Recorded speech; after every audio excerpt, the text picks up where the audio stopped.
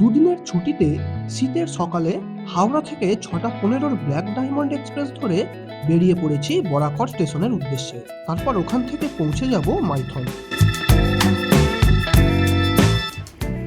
নমস্কার বন্ধুরা, ট্যুর ইনফরমারে আরও একটি নতুন ভিডিওতে আপনাদের স্বাগত জানাই। আজ আমরা এসেছি মাইথন ঘুরতে। 2 দিনের ছুটিতে কলকাতা থেকে মাইথন কিভাবে ঘুরবেন, কোথায় থাকবেন, কোথায় খাওয়া দাওয়া করবেন আর কি কি দেখবেন, তার সমস্ত কিছুই তুলে ধরবো আজকের এই ভিডিওর মাধ্যমে। তাহলে চলুন ভিডিওটি শুরু করা যাক।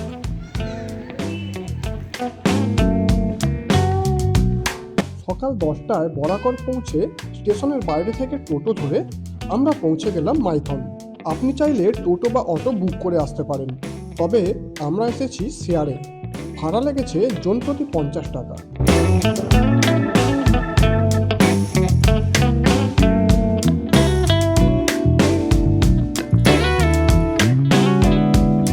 এইরকম আরও অনেক ভিডিও পেতে অবশ্যই আমাদের চ্যানেলটি সাবস্ক্রাইব করবেন এবং পাশে থাকা বেল আইকনটি প্রেস করবেন।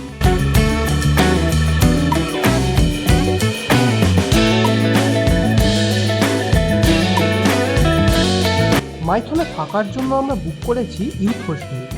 এখানে বিভিন্ন রকমের রুম রয়েছে, আপনার পছন্দ মতো আপনি বুক করতে পারেন। প্রথম দিন আমরা মাইথনেই থাকব।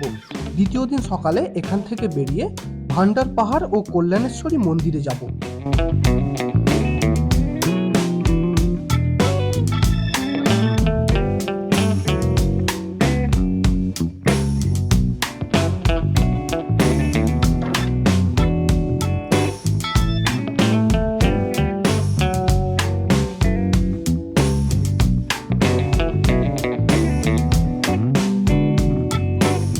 পশ্চিমবঙ্গ ও ঝাড়খণ্ডের সীমানায় অবস্থিত এই মাইথন। আছে বাঁধ, জলাধার, মন্দির, ছোট বড় পাহাড়। বাঁধের এক প্রান্তে ঝাড়খণ্ড, অপর প্রান্তে পশ্চিমবঙ্গ। এই সব নিয়ে এখানকার অপরূপ প্রাকৃতিক সৌন্দর্য আজ আপনাদের সামনে তুলে ধরব এই ভিডিওর মাধ্যমে।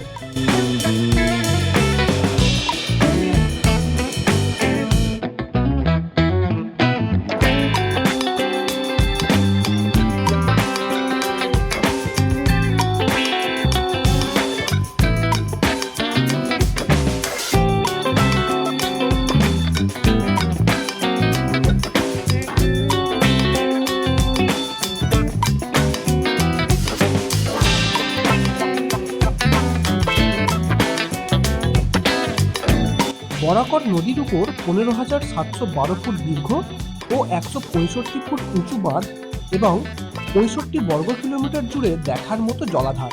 এই জলাধার ও বাঁধটি দামোদর ভ্যালি কর্পোরেশনের দ্বারা পরিচালিত হয়। এই বাঁধটি মূলত তৈরি হয়েছিল বন্যা নিয়ন্ত্রণের জন্য। এই জলাধারের আশেপাশে রয়েছে ছোট বড় অজস্র পাহাড়, যা এখানকার প্রাকৃতিক সৌন্দর্য বহুগুণ বৃদ্ধি করেছে।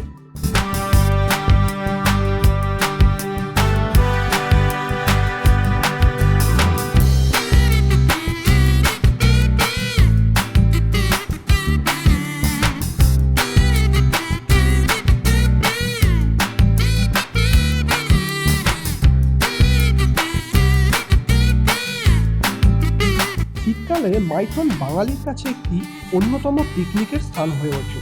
বহু বাঙালি বাস ভাড়া করে এখানে আসেন পিকনিকের জন্য।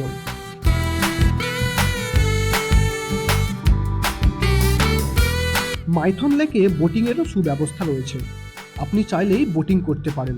জনপ্রতি ভাড়া 120 টাকা থেকে শুরু। পশ্চিমবঙ্গ ও ঝাড়খণ্ডের দিক থেকে রয়েছে মোট 3টি ঘাট। এখানে 2 ধরনের নৌকা রয়েছে, মোটর চালিত ও মাঝি চালিত। পর্যটকদের আশায় নৌকা সাজিয়ে বসে থাকেন মাঝিরা।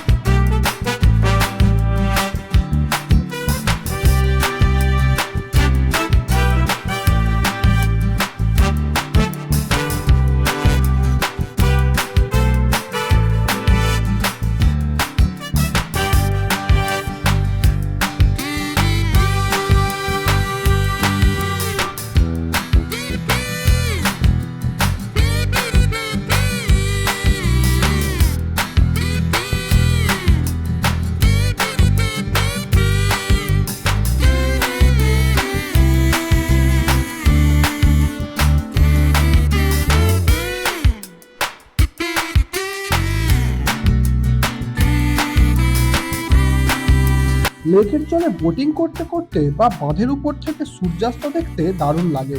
সকাল থেকে সূর্যাস্ত পর্যন্ত যেমন একটি সুন্দর পরিবেশ থাকে, তেমনি সন্ধে হলেই চারিদিক হয়ে যায় নির্জন। অঞ্চলটি প্রধানত জঙ্গল হবার জন্য এমন হয়।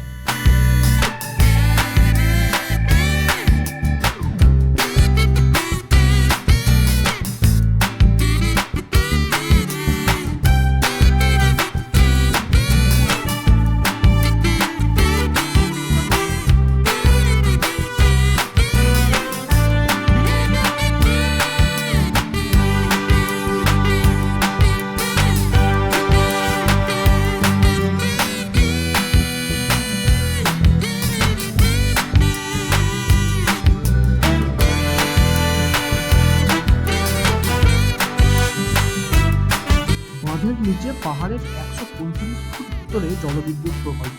কিভাবে জলবিদ্যুৎ উৎপাদন হচ্ছে তা দেখে আসা যায়, তবে তার জন্য প্রয়োজন দামোদর ভ্যালি কর্পোরেশনের অনুমোদন। ঝাড়খণ্ডের দিকে বাঁধের নিচে রয়েছে ডিয়ার পার্ক।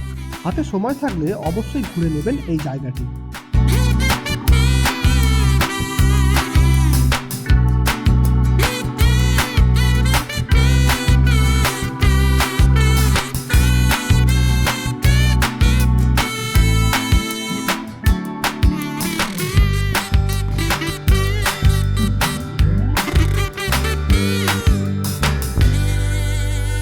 মাইথনে খুব বেশি খাবার হোটেল নেই। জলাধারের কাছে খাবার জন্য একমাত্র বিশ্বাসযোগ্য এবং ভালো হোটেল হলো শঙ্করের হোটেল। ব্রেকফাস্ট থেকে শুরু করে ডিনার পর্যন্ত সমস্ত খাবারই পেয়ে যাবেন এখানে।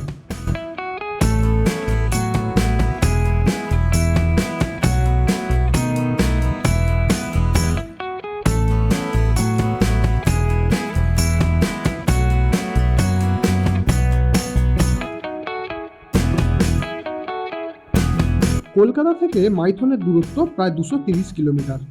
রেলপথে বরাকর বা কুমারডুবি এই দুই স্টেশন হয়ে এখানে পৌঁছানো যায়। এছাড়া সড়ক পথে আসলে আসানসোল শহর পর্যন্ত পৌঁছে ওখান থেকে বাস বা ট্রেন বা গাড়ি বুক করে পৌঁছাতে পারবেন এখানে। আসানসোল থেকে মাইথন প্রায় 22 কিলোমিটার।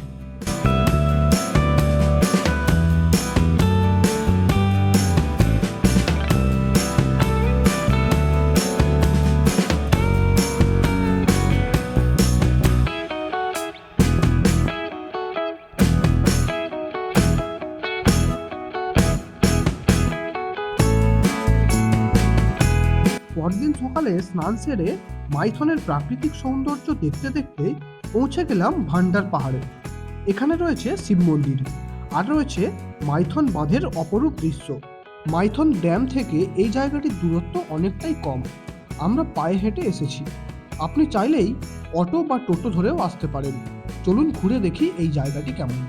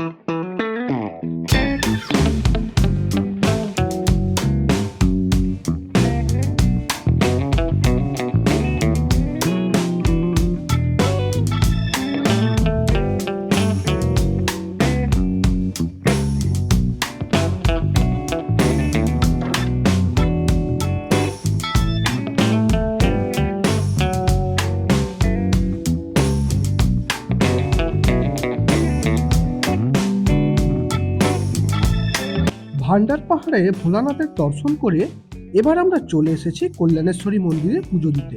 মাইথন নামের উৎপত্তি মাইকা থান থেকে। এই মা হচ্ছেন দেবী কল্যাণেশ্বরী। এই মন্দিরটি প্রায় 500 বছরের পুরানো।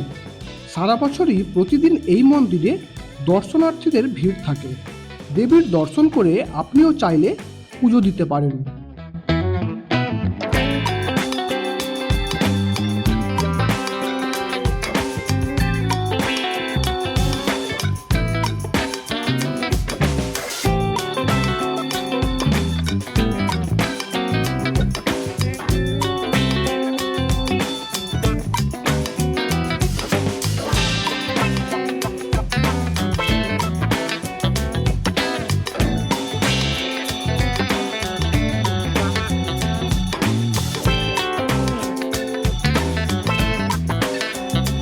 মন্দিরের পিছনেই রয়েছে একটি ঝর্ণা। পুজো দেবার পরেই আমরা ঘুরে দেখলাম এই জায়গাটি।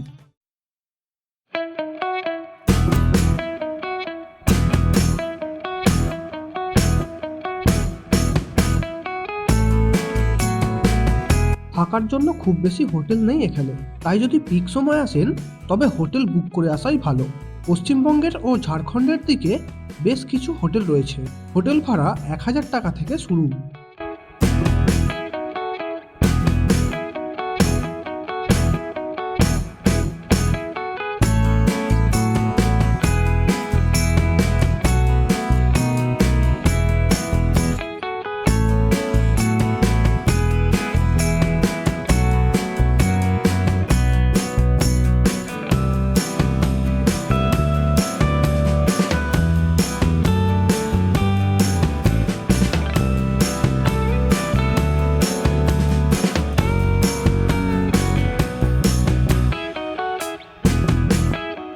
ভিডিওটি শেষ পর্যন্ত দেখার জন্য ধন্যবাদ।